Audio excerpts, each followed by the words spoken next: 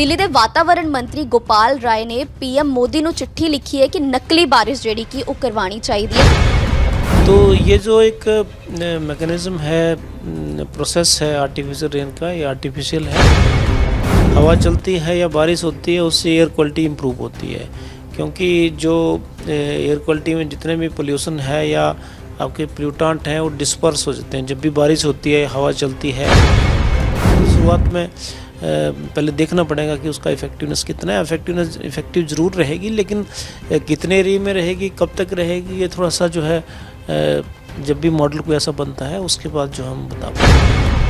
सत श्री अकाल, तुहाडे नाल मैं करुणा शर्मा ऑन एयर देख रहे हो तुसी। ਤਾਂ एयर क्वालिटी ਜਿਹੜਾ कि काफ़ी ज़्यादा चर्चावां ਦੇ ਵਿੱਚ ਸੀਗੀ, क्योंकि एयर क्वालिटी ਦੀ ਜਿਹੜੇ ਹਾਲਾਤ ਸੀ ਉਹ ਕਾफ़ी ज़्यादा ਖਰਾਬ ਹੁੰਦੇ ਨਜ਼ਰ ਆ ਰਹੇ ਸੀਗੇ ਤੇ ਖਰਾਬ ਹੁੰਦੇ ਨਜ਼ਰ ਆ ਵੀ ਰਹੇ ਨੇ। ਤੇ ਉੱਥੇ ਹੀ ਜੇ ਦਿੱਲੀ ਦੀ ਗੱਲ ਕਰ ਲਈਏ ਤਾਂ ਦਿੱਲੀ ਦੇ ਵਿੱਚ ਵੀ 에ਅਰ ਕੁਆਲਿਟੀ ਬਹੁਤ ਜ਼ਿਆਦਾ ਖਰਾਬ ਚੱਲ ਰਹੀ ਹੈ, ਜਿਸ ਤੋਂ ਬਾਅਦ ਸਕੂਲਾਂ ਦੇ ਵਿੱਚ ਵੀ ਆਨਲਾਈਨ ਕਲਾਸਿਸ ਸ਼ੁਰੂ ਕਰ ਦਿੱਤੀਆਂ ਗਈਆਂ ਨੇ। ਉੱਥੇ ਹੀ ਦਿੱਲੀ ਦੇ ਵਾਤਾਵਰਣ ਮੰਤਰੀ ਗੋਪਾਲ ਰਾਏ ਨੇ ਪੀਐਮ ਮੋਦੀ ਨੂੰ ਚਿੱਠੀ ਲਿਖੀ ਹੈ ਕਿ ਨਕਲੀ ਬਾਰਿਸ਼ ਜਿਹੜੀ ਕਿ ਉਹ ਕਰਵਾਉਣੀ ਚਾਹੀਦੀ ਹੈ।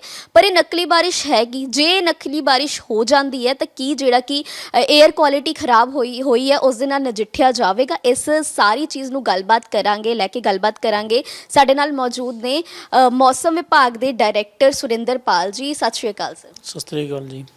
सर, सब तो पहला सवाल मेरा तुहानूं यही है भी ये नकली बारिश हैगी की? देखो, इसमें ये होता है कि हम जो एटमॉस्फेयर में जो है आर्टिफिशियल कुछ सीडिंग कर देते हैं, सिल्वर आयोडाइड और पोटासियम आयोडाइड या आइस, उसको एरोप्लेन से हम जो है ऊपर जो है इसको सीड कर देते हैं जैसे। तो उससे क्या होता है कि एटमॉस्फेयर में एक न्यूक्लियाई बन जाते हैं जहाँ पे क्लाउड ड्रॉपलेट जो है वो बनती हैं, और क्लाउड ड्रॉपलेट फिर बड़ी होके जो है क्लाउड बन जाती हैं, बादल बन जाती हैं और फिर बारिश होती है। तो ये जो एक मैकेनिज़्म है, प्रोसेस है आर्टिफिशियल रेन का, ये आर्टिफिशियल है और ये एरिया लोकेशन स्पेसिफिक भी है, क्योंकि बहुत बड़े एरिया में होता नहीं है।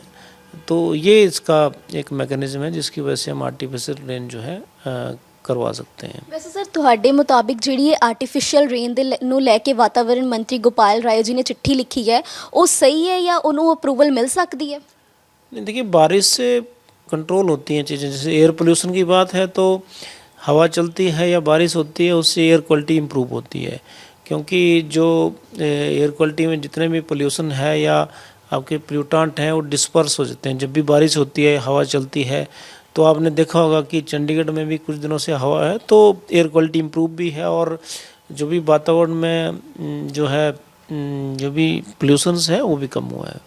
जी सर, ये आर्टिफिशियल बारिश है, ये एक बार करवाने दे नाल फर्क पवेगा ਜਾਂ बार-बार इसनूं जे करवाया जाता है, पत्तर नूं अप्रूवल मिलती है तो बार-बार करवानी पवेगी? देखो, वो तो एक्सपेरिमेंटल स्टेज पे होगा, लेकिन यह है कि जिस एरिया में हो, मान लीजिए कोई अगर पायलट बेस पे होती है तो वहाँ से पता चल जाएगा। पर मुझे लगता है एक बार बारिश अगर होती है तो उससे भी ज़रूर जो है कुछ कंट्रोल होगा, रिड्यूस होगा एयर क्वालिटी। लेकिन फिर भी हमें एक्सपेरिमेंट करना पड़ेगा कि इसका इफ़ेक्टिवनेस कितना रहेगा। लेकिन ये ज़रूर है कि कोई भी वेदर है, मान लीजिए बारिश है, बादल हैं या थंडरस्टॉर्म है या जो भी वेदर एक्टिविटी होगी, उससे जो है पोल्यूशन में कंट्रोल होता है, एयर क्वालिटी इंप्रूव होती है, ये ज़रूर है। जी सर, तुसीं दस्सिया कि एक एक्सपेरीमेंट जिहड़ा कि ये होवेगा, बट जेकर असीं नैचुरल वे दे नाल इस दे नाल नजिठना होवे तां सानूं की जिहड़े राह अपनाने होवे? देखिए, अब अभी क्योंकि बहुत एडवांस स्टेज पे चीज़ें नहीं हैं, पर यह है कि अगर एक्सपेरिमेंट किया जा सकता है तो इसके बाद जो है चीज़ें धीरे धीरे फिर ये है कि उसको जो है रेप्लिकेट कर सकते हैं बाकी जगह पे भी, और इसका इफ़ेक्टिवनेस भी देखा जाएगा। पर अभी तो अगर शुरुआत है तो फिर शुरुआत में पहले देखना पड़ेगा कि उसका इफ़ेक्टिवनेस कितना है। इफ़ेक्टिव ज़रूर रहेगी, लेकिन कितने एरिया में रहेगी, कब तक रहेगी, ये थोड़ा सा जो है जब भी मॉडल कोई ऐसा बनता है उसके बाद जो हम बता पाएंगे। सर, वड्डे कारण एयर क्वालिटी दे इन्ने ज़्यादा खराब होने दे की रहे ने पिछले दिनों?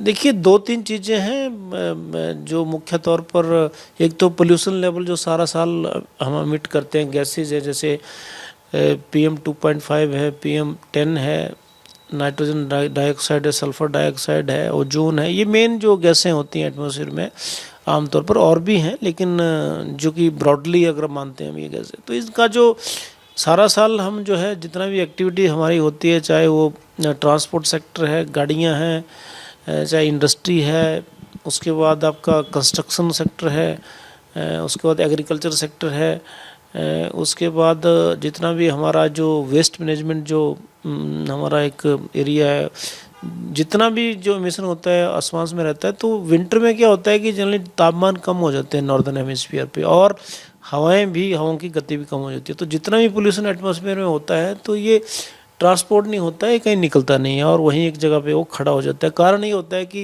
हवा में जो एटमॉस्फेयर में जो हवा है उसकी कोई स्पीड नहीं होती, वो लगभग काम जैसी होती है, बिल्कुल रुकी हुई। तो सारा वो पोल्यूशन एक जगह पे रहता है, जिससे जो है एयर क्वालिटी ख़राब होती है।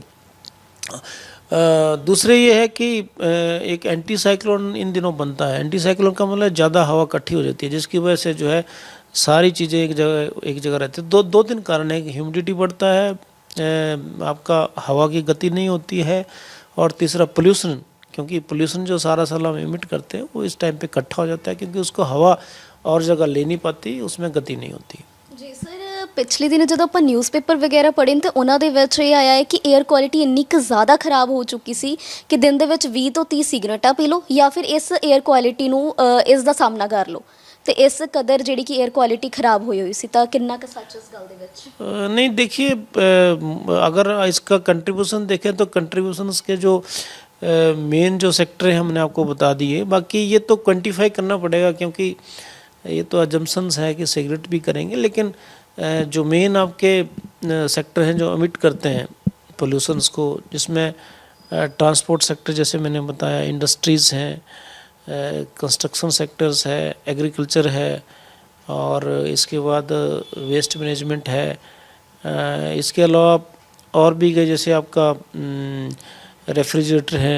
इस तरह का जो है मेनली ये है, मेन तौर पर ये सेक्टर है जहाँ से ज़्यादा एमिशन होता है। जहाँ तक सिगरेट्स की बात है, खैर मैं इसके बारे में कह नहीं सकता कि कितना इसका कंट्रीब्यूशन है। ਤੁਹਾਡੀ ਰਿਸਰਚ ਦੇ ਮੁਤਾबिक ਇਹ 에ਅਰ ਕੁਆਲਿਟੀ ਜਿਹੜੀ ਹੈਗੀ ਹੈ ਬੰਦੇ ਨੂੰ ਕਿੰਨਾ ਕੁ ਮਤਲਬ ਗੰਭੀਰ ਸਮੱਸਿਆ ਦੇ ਵਿੱਚ ਲੈ ਕੇ ਜਾ ਸਕਦੀ ਹੈ ਜਾਂ ਨਹੀਂ ਲੈ ਕੇ ਜਾ ਸਕਦੀ? देखिए, मेट का जितना मौसम विभाग का जितना कंट्रीब्यूशन है वो मैंने आपको बताया है कि हवाएं नहीं थी, टेम्परेचर कम थे, ह्यूमिडिटी ज़्यादा थी, जिसकी वजह से पोल्यूशन में एक तरह से उसको फेवरेबल कंडीशंस मिल गई। जहाँ तक इसका इम्प्लीकेशंस की स्वास्थ्य के ऊपर क्या असर पड़ेगा, मुझे लगता है हेल्थ एक्सपर्ट ज़्यादा बताएंगे। लेकिन अगर मोटे तौर पर हम कहते हैं कि इन दिनों पे जो है जो एलर्जीज़ हैं, अस्थमा है, और इससे जो रिलेटेड जो बीमारियां हैं वो बढ़ती हैं, क्योंकि ये जो एयरबॉर्न जो जितने भी हमारे सूट पार्टिकल्स हैं ये बहुत छोटे साइज़ के होते हैं और हमें दिक्कत करते हैं। ਤੁਸੀਂ ਕੀ ਸਲਾਹ ਦੇਣਾ ਚਾਹੋਗੇ ਆਪਣੇ ਉੱਤੇ कि ਲੋਕਾਂ ਨੂੰ ਇਸ ਚੀਜ਼ ਨੂੰ ਕਿਵੇਂ ਉਹ ਕਰਨਾ ਚਾਹੀਦਾ है? देखिए, इसके लिए प्रिकॉशन लेने की आवश्यकता बहुत है, क्योंकि एक तो हमें पोल्यूशन के ऊपर भी ध्यान देना पड़ेगा हर एक इंडिविजुअल को, कि हम जो है चीज़ों को, चाहे वो एनर्जी है, चाहे वो ट्रांसपोर्ट है, गाड़ियाँ भी कम से कम यूज़ की जाए, कोई पब्लिक ट्रांसपोर्ट यूज़ की जाए, अपने लेवल पे कंट्रीब्यूट करना चाहिए, ताकि हमारा एमिशन सारा जो है कम हो। दूसरे, हमें एक्सपोज होने से भी थोड़ा सा अवॉइड करना चाहिए, अगर बहुत ज़रूरी ना हो। एक्सपोजर इन दिनों पे बहुत, क्योंकि हवा ख़राब है तो उससे, क्योंकि अंदर जाती है तो उससे जो है हमारी सांस लेने में दिक्कत और जितनी भी एलर्जी रिलेटेड प्रॉब्लम्स हैं वो ज़्यादा बढ़ती हैं। ਜੀ ਬਹੁਤ ਬਹੁਤ ਧੰਨਵਾਦ। Thank you. ਇਸ ਸਮੇਂ ਸਾਡੇ ਨਾਲ ਮੌਜੂਦ ਸੀਗੇ ਮੌਸਮ ਵਿਭਾਗ ਦੇ ਡਾਇਰੈਕਟਰ ਸੁਰਿੰਦਰਪਾਲ, ਜਿਨ੍ਹਾਂ ਨੇ ਸਾਡੇ ਨਾਲ ਜਾਣਕਾਰੀ ਸਾਂਝੀ ਕੀਤੀ ਹੈ ਕਿ ਜਿਹੜੀ ਇਹ ਨਕਲੀ ਬਾਰਿਸ਼ ਦੀ ਪੱਤਰ ਲਿਖਿਆ ਗਿਆ ਹੈ, ਇਸ ਨੂੰ ਲੈ ਕੇ ਨਕਲੀ ਬਾਰਿਸ਼ ਹੈ ਕੀ, ਤਾਂ ਇਹੋ ਜਿਹੀਆਂ ਨਵੀਆਂ ਤੇ ਤਾਜ਼ੀਆਂ ਅਪਡੇਟਸ ਲਈ ਜੁੜੇ ਰਹੋ ਸਾਡੇ ਨਾਲ। ਤੁਹਾਡੇ ਨਾਲ ਮੈਂ ਕਰੁਣਾ ਸ਼ਰਮਾ, ਕੈਮਰਾ ਪਰਸਨ ਤਜਿੰਦਰ ਦੇ ਨਾਲ।